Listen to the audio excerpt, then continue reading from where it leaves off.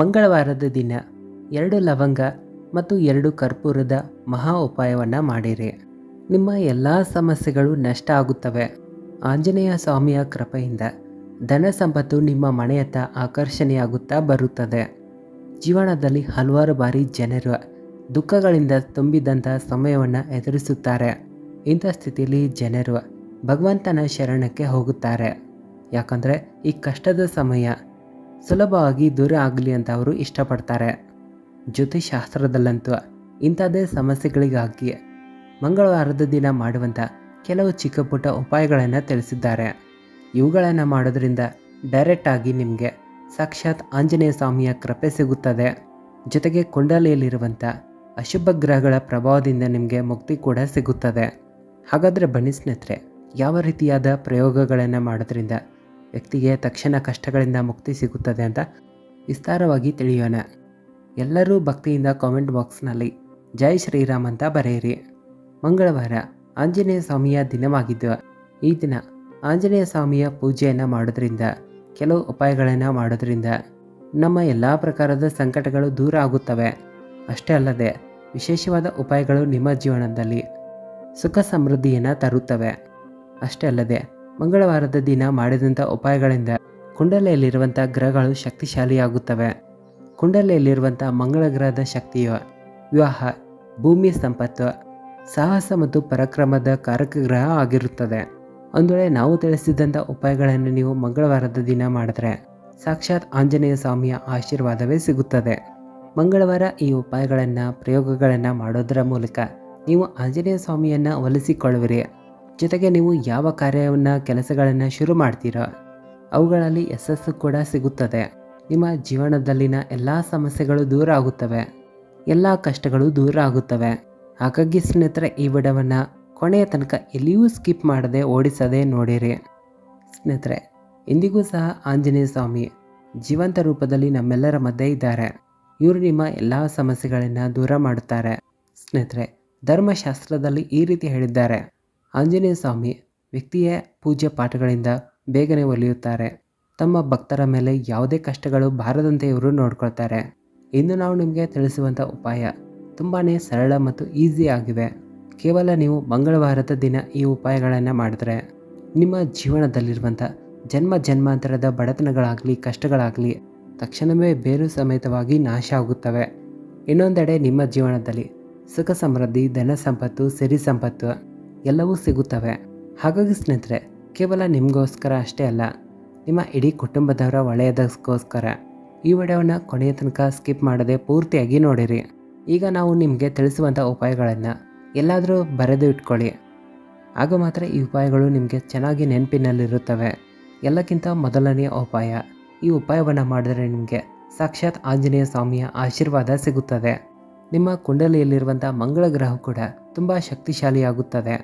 ಇಲ್ಲಿ ನೀವು ಮಾಡಬೇಕಾಗಿರೋದಿಷ್ಟೇ, ಮಂಗಳವಾರದ ದಿನ ಮುಂಜಾನೆ ಬೇಗನೆ ಎದ್ದು ಸ್ನಾನ ಮಾಡಿ, ನಂತರ ಚೆನ್ನಾಗಿರುವ ಬಟ್ಟೆಗಳನ್ನು ಧರಿಸಿಕೊಳ್ಳಿರಿ. ನಂತರ ದೇವರ ಕೋಣೆ ಅಂತ ಹೋಗಿ ದೇವರಿಗೆ ಹಚ್ಚುವಂಥ ದೀಪದಲ್ಲಿ ಕೆಂಪು ಬಣ್ಣದ ಬತ್ತಿಯನ್ನು ಬಳಸಬೇಕು. ಇಲ್ಲಿ ಬತ್ತಿಯ ಬದಲಿಗೆ ಕೆಂಪು ಬಣ್ಣದ ದಾರವನ್ನು ಬಳಸಬಹುದು. ಇವುಗಳ ಜೊತೆಗೆ ಆಂಜನೇಯ ಸ್ವಾಮಿ ಮೂರ್ತಿ ಅಥವಾ ಫೋಟೋ ಇದ್ದರೆ ಅವರಿಗೆ ಕೆಂಪು ಬಣ್ಣದ ಸಿಂಧೂರವನ್ನು ಹಚ್ಚಿರಿ. ಅದೇ ಸಿಂಧೂರ ಅಥವಾ ಕುಂಕುಮವನ್ನು ನೀವು ಸಹ ಹಚ್ಕೊಳ್ಳಿ. ಒಂದು ವೇಳೆ ಪ್ರತಿ ಮಂಗಳವಾರ ಇದನ್ನು ನೀವು ಮಾಡ್ತಾ ಇದ್ದರೆ ಖಂಡಿತವಾಗಿ ನಿಮ್ಮ ಮಂಗಳ ಗ್ರಹ ಶಕ್ತಿಶಾಲಿಯಾಗುತ್ತದೆ. ಸ್ನೇಹಿತರೆ, ಈಗ ನಾವು ನಿಮಗೆ ಕೆಲವು ಯಾವ ರೀತಿಯ ಉಪಾಯವನ್ನು ತಿಳಿಸ್ತೀವಿ ಅಂದರೆ, ಇವುಗಳನ್ನು ನೀವೇನಾದರೂ ಮಾಡಿದ್ರೆ ನಿಮ್ಮಲ್ಲಿ ಯಾವುದೇ ಶತ್ರುಗಳಿದ್ದರೂ ಅವರು ನಿಮ್ಮ ಕಾಲು ಕೆಳಗಡೆ ಇರ್ತಾರೆ. ಇದು 2 ಲವಂಗ ಮತ್ತು 2 ಕರ್ಪೂರದ ಉಪಾಯ ಆಗಿದೆ. ಈ ಉಪಾಯವನ್ನು ಯಾರೇ ಮಾಡಿದ್ರು ಅವರ ಮುಂದೆ ಶತ್ರುಗಳು ನಿಲ್ಲೋದಿಲ್ಲ ಅಂತಲೇ ಅರ್ಥ ಮಾಡ್ಕೊಳ್ಳಿ. ಈ ಉಪಾಯ ತುಂಬ ಸರಳವಾಗಿದ್ದು, ಇಲ್ಲಿ ನೀವು ಏನು ಮಾಡಬೇಕಂದ್ರೆ, ಈ ಉಪಾಯವನ್ನು ನೀವು 3 ಮಂಗಳವಾರ ನಿರಂತರವಾಗಿ ಮಾಡಬೇಕು. 5 ಲವಂಗ ಮತ್ತು 5 ಕರ್ಪೂರಗಳನ್ನು ತೆಗೆದುಕೊಳ್ಳಿ. ಇದೇ ಕರ್ಪೂರ ಮತ್ತು ಲವಂಗವನ್ನು ಉರಿಸಿ ನೀವು ಆಂಜನೇಯ ಸ್ವಾಮಿಗೆ ಆರತಿಯನ್ನು ಮಾಡಬೇಕು. ಇದಾದ ನಂತರ ಯಾವಾಗ ಇದು ಸುಟ್ಟು ಬೂದಿ ಆಗುತ್ತದೆಯೋ ಇದನ್ನು ಹಣೆಗೆ ತಿಲಕವಾಗಿ ಇಟ್ಕೊಳ್ಬೇಕು.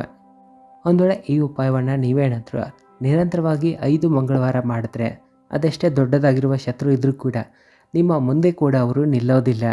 ಸ್ನೇಹಿತರೆ, ಈ ಉಪಾಯ ಒಂದು ರಾಮಬಾಣ ಅಂತಲೇ ಹೇಳ್ಬೋದು. ಇದು ಶತ್ರುಗಳಿಂದ ಮುಕ್ತಿ ಪಡೆಯುವಂಥ ಎಲ್ಲಕ್ಕಿಂತ ಸರಳ ಉಪಾಯ ಅನ್ನಬಹುದು. ಇನ್ನು ಮೂರನೇದಾಗಿರೋದು ತುಂಬ ಸಿಂಪಲ್ ಆಗಿರುವಂಥ ಉಪಾಯ ಆಗಿದೆ. ನೆನೆಸಿದ ಕಡಲೆಕಾಳುಗಳನ್ನು ನೀವೇನಾದರೂ ಮಂಗಳವಾರದ ದಿನ ಯಾವುದಾದ್ರೂ ಮಂಗಗಳಿಗೆ ತಿನ್ನಿಸಿದ್ರೆ ಇದರಿಂದ ನಿಮ್ಮ ಮಂಗಳ ಗ್ರಹ ತುಂಬ ಶಕ್ತಿಶಾಲಿಯಾಗುತ್ತದೆ. ವಿಡಿಯೋ ಪ್ರಾರಂಭದಲ್ಲಿಯೇ ನಾವು ನಿಮಗೆ ತಿಳಿಸಿದ ಹಾಗೆ ಯಾವ ವ್ಯಕ್ತಿಯಲ್ಲಿ ಮಂಗಳ ಗ್ರಹ ತುಂಬ ಶಕ್ತಿಶಾಲಿಯಾಗುತ್ತದೆಯೋ ಆ ವ್ಯಕ್ತಿಯು ಯಶಸ್ವಿಯ ಬೆಟ್ಟವನ್ನು ಏರುತ್ತಾರೆ. ಇದಾದ ನಂತರ ಸಮಾಜದಲ್ಲಿ ಒಬ್ಬ ಉದಾಹರಣೆ ವ್ಯಕ್ತಿ ಕೂಡ ಅವರು ಆಗ್ತಾರೆ. ಇನ್ನು ನಾವು ನಿಮಗೆ ತಿಳಿಸುವಂಥ ಉಪಾಯ ನಿಮ್ಮ ದುರ್ಭಾಗ್ಯವನ್ನು ನಾಶ ಮಾಡುತ್ತದೆ. ನೀವು ತುಂಬ ಕಷ್ಟ ಶ್ರಮ ಪಡ್ತಾ ಇರ್ತೀರ, ಆದರೆ ನಿಮಗೆ ಅದರ ಲಾಭ ಸಿಗ್ತಾ ಇರೋದಿಲ್ಲ. ಇಂಥ ಸ್ಥಿತಿಯಲ್ಲಿ ನೀವು ಮಾಡಬೇಕಾಗಿರೋದಿಷ್ಟೇ, ನೀವು ಯಾವುದಾದ್ರೂ ಆಂಜನೇಯ ಸ್ವಾಮಿಯ ದೇವಸ್ಥಾನಕ್ಕೆ ಹೋಗಬೇಕು. ಈ ಉಪಾಯವನ್ನು ನೀವು 5 ಮಂಗಳವಾರದ ದಿನ ಮಾಡಬೇಕು. ಆಂಜನೇಯ ಸ್ವಾಮಿಗೆ ಸಿಂಧೂರವನ್ನು ಅರ್ಪಿಸಬೇಕು. ಒಂದು ಇದನ್ನು 5 ಮಂಗಳವಾರ ನೀವು ಮಾಡಿದ್ರೆ ಖಂಡಿತವಾಗಿ ದುರ್ಭಾಗ್ಯ ನಿಮ್ಮ ಜೀವನವನ್ನು ಬಿಟ್ಟು ಹೋಗುತ್ತದೆ. ನಿಮ್ಮ ದುರ್ಭಾಗ್ಯ ಸೌಭಾಗ್ಯವಾಗಿ ಬದಲಾಗುತ್ತದೆ. ಒಂದು ವೇಳೆ ಈಗ ನಿಮ್ಮಲ್ಲಿ ಯಾವುದಾದ್ರೂ ಆಸೆ ಇದ್ದರೆ, ಮನಸ್ಸಿಚ್ಛೆ ಇದ್ದರೆ ಈ ಉಪಾಯವನ್ನು ನೀವು ಮಾಡಿರಿ. ಒಂದು ವೇಳೆ ಈಗ ತಿಳಿಸುವಂಥ ಉಪಾಯವನ್ನು ಕೇವಲ 3 ಮಂಗಳವಾರ ಮಾಡಿದ್ರು ಖಂಡಿತವಾಗಿ ನಿಮ್ಮಲ್ಲಿ ಯಾವುದಾದ್ರೂ ಮನಸ್ಸಿಚ್ಛೆ ಇದ್ದರೆ, ನೌಕರಿ ಆಗಿರ್ಬೋದು, ಸಂತಾನ ಪ್ರಾಪ್ತಿ ಇರಲಿ, ಪ್ರಾಪರ್ಟಿ ಖರೀದಿ ಮಾಡಲು ಹೊರಟಿದ್ರೆ ಖಂಡಿತವಾಗಿ ಆ ಆಸೆಗಳು ಈಡೇರುತ್ತವೆ. ಯಾಕಂದರೆ ವಿಡಿಯೋ ಪ್ರಾರಂಭದಲ್ಲಿಯೇ ತಿಳಿಸಿದ ಹಾಗೆ ಆಂಜನೇಯ ಸ್ವಾಮಿ ಒಬ್ಬ ಜಾಗೃತ ದೇವರಾಗಿದ್ದಾರೆ. ಇಂದಿಗೂ ಸಹ ಅವರು ಭೂಮಿಯ ಮೇಲೆ ನಮ್ಮೆಲ್ಲರ ಮಧ್ಯೆ ಇದ್ದಾರೆ. ನಮ್ಮೆಲ್ಲರ ನಡುವೆ ಅವರು ಅದೃಶ್ಯದ ರೂಪದಲ್ಲಿ ಇದ್ದಾರೆ. ಇಲ್ಲಿ ನೀವು ಏನು ಮಾಡಬೇಕಂದ್ರೆ ಬ್ರಹ್ಮ ಮುಹೂರ್ತದಲ್ಲಿ ಎದ್ದೇಳಬೇಕು. ಯಾವುದಾದ್ರೂ ಆಲದ ಮರದ ಎಲೆಯನ್ನು ನೀವು ತೆಗೆದುಕೊಳ್ಬೇಕು. ಅದರ ಮೇಲೆ ಕೆಂಪು ಬಣ್ಣದ ಇಂಕ್ನಿಂದ ಅಥವಾ ಪೆನ್ನಿನಿಂದ ನಿಮ್ಮ ಮನಸ್ಸಿಚ್ಛೆಯನ್ನು ಬರೆಯಬೇಕು. ನಂತರ ಹರಿಯುತ್ತಿರುವಂಥ ನೀರಿನಲ್ಲಿ ಇದನ್ನು ಹರಿಬಿಡಬೇಕು. ಒಂದು ವೇಳೆ ಈ ರೀತಿ ಮಾಡಿದ್ರೆ ಖಂಡಿತವಾಗಿ ನಿಮ್ಮ ಮನಸ್ಸಿಚ್ಛೆ ಏನೇ ಇದ್ದರೂ ಈಡೇರುತ್ತದೆ. ಒಂದು ವೇಳೆ ಹಣಕಾಸಿನ ಸಮಸ್ಯೆಯಲ್ಲಿ ನೀವು ಸಿಲುಕಿಕೊಂಡಿದ್ದರೆ ಇಂಥ ಸ್ಥಿತಿಯಲ್ಲಿ ನೀವು ಚಿಂತೆ ಮಾಡುವ ಅವಶ್ಯಕತೆ ಇಲ್ಲ. ಕೇವಲ 4 ಮಂಗಳವಾರ ಈ ಉಪಾಯವನ್ನು ಮಾಡಿರಿ. ಇದರ ಬಗ್ಗೆ ಈಗ ವಿಸ್ತಾರವಾಗಿ ತಿಳಿಸ್ತೀವಿ ಕೇಳಿ. ಒಂದು ವೇಳೆ ಈ ಉಪಾಯ ಮಾಡಿದ್ರೆ ಹಣಕಾಸಿಗೆ ಸಂಬಂಧಪಟ್ಟಂಥ ಎಲ್ಲ ಸಮಸ್ಯೆಗಳು ದೂರ ಆಗುತ್ತವೆ ಅಂತಲೇ ಅರ್ಥ ಮಾಡ್ಕೊಳ್ಳಿ. ನೀವು ಯಾವುದಾದ್ರೂ ಆಂಜನೇಯ ಸ್ವಾಮಿಯ ದೇವಸ್ಥಾನಕ್ಕೆ ನಿರಂತರವಾಗಿ 4 ಮಂಗಳವಾರ ಹೋಗಬೇಕು. ಇಲ್ಲಿ ಆಂಜನೇಯ ಸ್ವಾಮಿಗೆ ಪ್ರತಿ ವಾರ ಗುಲಾಬಿ ಹೂವಿನ ಮಾಲೆಯನ್ನು ಹಾಕಬೇಕು. ಕೇವಲ ಇಷ್ಟು ಮಾಡಿದ್ರು ಹಣಕಾಸಿಗೆ ಸಂಬಂಧಪಟ್ಟಂಥ ಎಲ್ಲ ಸಮಸ್ಯೆಗಳು ದೂರ ಆಗುತ್ತವೆ.